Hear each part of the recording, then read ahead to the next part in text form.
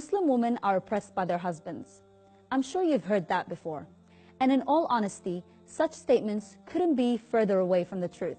You see, Islam protects women like no other system in place today. And here are 7 explicit Quran verses that prove my point. Husbands must give women their dowry.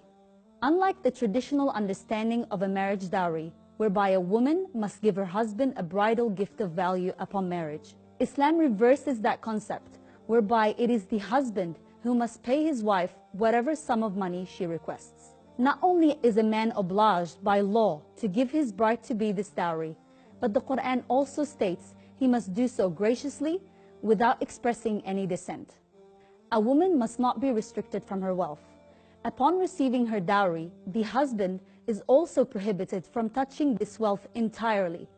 In fact, the Quran mentions that even if she received an immense sum of money, the prohibition still applies.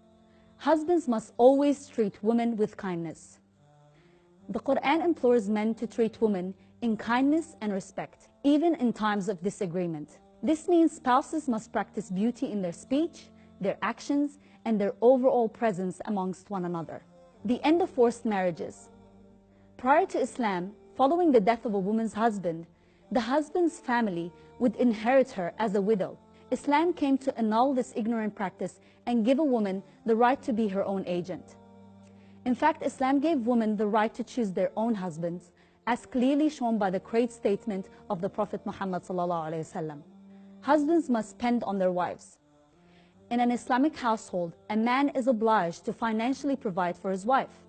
He is responsible to provide her food, clothing, shelter, medicine, and all necessities to the best of his ability. This includes providing his wife the same standard of living he expects for himself. Avoid bitterness in divorce. In many instances in the Quran, God would advise Muslims towards patience and avoiding divorce. He in fact states that if the two spouses truly wanted to resolve their issues, Allah would reconcile the two of them together. Nevertheless, if divorce does happen, Allah advises both spouses to do so in a manner that is both righteous and honorable, void of all hardship and conflict. The right to inherit.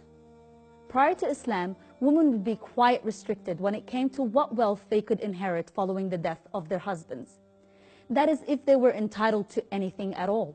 Islam came to set in place certain regulations that would ensure a woman would secure a select sum of money following the death of her husband. The amount a woman receives would of course vary according to different circumstances.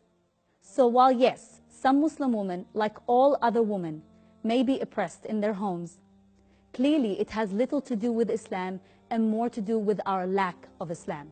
May Allah enlighten us all with the true teachings of Islam and restore peace and happiness in all homes and families.